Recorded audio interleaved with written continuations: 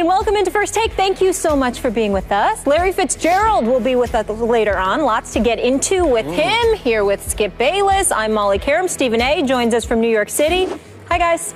Good morning. Good morning. How y'all doing? How are you? I'm doing all right. Slight little headache, but I'm all right. I'm ready to roll. Well, I hope I don't make it worse. Oh, we know that's all going to happen. You always make it worse. I know. All right, let's get into it. Steph Curry scored 31 points, including 13 in the fourth, as the Warriors overcame a 10-point fourth-quarter deficit to defeat the Clippers. Curry has 179 points this season. Only Michael Jordan has scored more in his team's first 5 games of a season over the last 30 seasons. Stephen A., what did this game tell you? Well, what it tells me is that there's an uphill climb for the Clippers to catch the Warriors. The Warriors are clearly the superior team right now. They just seem to have the Clippers' number. They've won 5 straight at the Oracle. More importantly, the Clippers have no answer for Steph Curry when it counts most. Outside of their ability to deny him the ball and limit his number of shots, they certainly don't limit his level of efficiency. He finished with 31 points. He hit 2 key three-pointers in the fourth quarter last night. Not only that, when they went small, it worked to their advantage because, once again, the Achilles heel for the Los Angeles Clippers is a guy I believe would be exponentially better and big time as a center if he could hit free throws in DeAndre Jordan.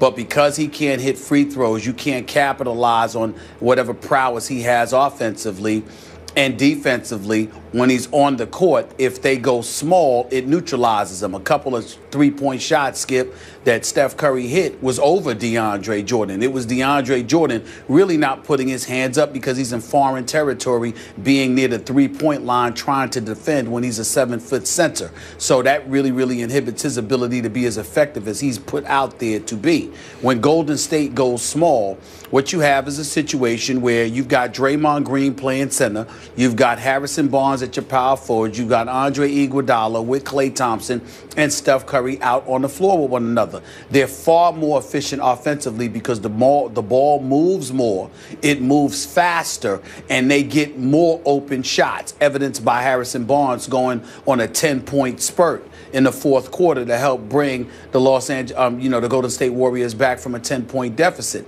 In the end, what this comes down to is that the Warriors have Steph Curry, who is a flat-out superstar. You take into account the fact that they can go small and really cause problems for opposing teams with their offense, and that defensively, because they can move their feet, because they're feisty defensively, and they can really get up in you, and you can't afford to go big against them because it will really hurt you. They seem to have the ingredient to beat the Los Angeles Clippers. And what I stole from this game is that the Clippers will be competitive. The Clippers will fight. They wouldn't get swept or anything like that. But in a 7-game series, it doesn't seem like they'd have an edge against the Golden State Warriors. They just seemed ill-equipped to deal with the arsenal that the Warriors throw their way. Not sure I agree with your final analysis here, but I do, before I launch, I want to give you credit because yesterday we talked about how Golden State was favored at Oracle at home by 8. And you said you would take those 8 points in the Clippers. You said this would be, to quote you, a nail-biter.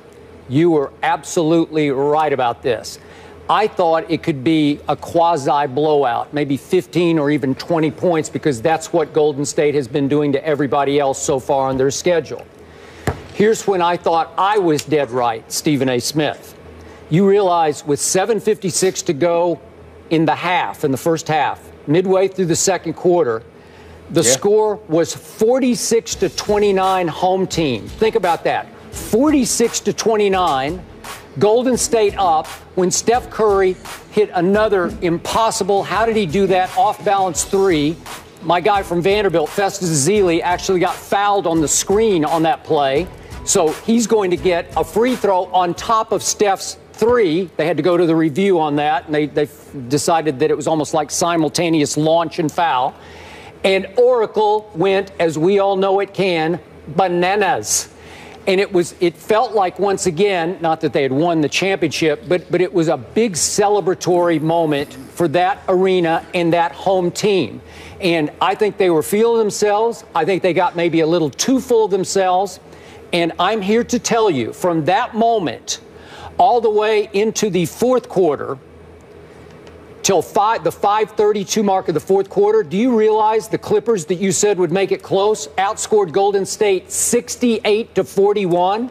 They went on a 68-41 run. Think about that. At Oracle, the Clippers did that. I was highly impressed with the Clippers.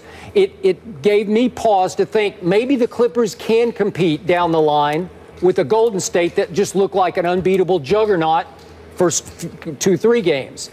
It also gave me some hope for my Spurs. You know, maybe there's some flaw here. There's some Achilles heel, because if you get outscored on your home floor 68-41, wow, it shows some vulnerability. So I went a little deeper into the numbers, and I said, how did that happen? Well, guess what?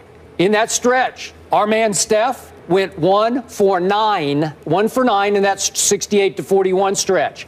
So the bottom line is, they go as he shoots, as he goes. And yet, Harrison Barnes, remember, the Clippers went up 10 mid-fourth quarter, went up 10 at Oracle, and Harrison Barnes was the first to stem the tide, because in a 2-minute stretch, he scored 10 quick points. Then down the stretch, down the last 5:32, Steph Curry made 4 out of 5 shots. He made 3 threes. Well, that's just too good. As you say, he's a superstar, and nobody could guard him. And the stats showed that when Chris Paul tried to guard him, that was a mismatch. He was eating up Chris Paul. When they mixed and matched on him through the 68-41 run, you know, Austin Rivers tried him. I'm sure everybody took some turns on him, but that seemed to bother him a little more. But my bottom line was, I think Golden State just took its foot too far off the gas. I think they thought, here we go with another 50-point Memphis kind of a blowout. And in the end, when it was time to snap back, to hit that switch again, Steph Curry really hit that switch. So he goes from a 1 out of 9 jag and then makes 4 out of his last 5 shots. Ball game.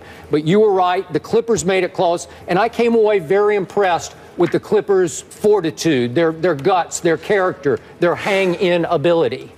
Go ahead. Well, I'm impressed with the Clippers as well. I understand that the Clippers are legit. Please don't get me wrong, but we're talking about them going up against the reigning, defending NBA champions. And a guy with Steph Curry, first of all, this notion that he's 6 feet, 6'1", that's a lie. Steph Curry is a legit 6'3". He's got a legit 2 to 3 inch height advantage over Chris Paul. I've stood next to both of them on several occasions. I know this. Not to mention the fact that when you look at Steph Curry being guarded by Chris Paul is a quintessential point guard, and we know that he can defend.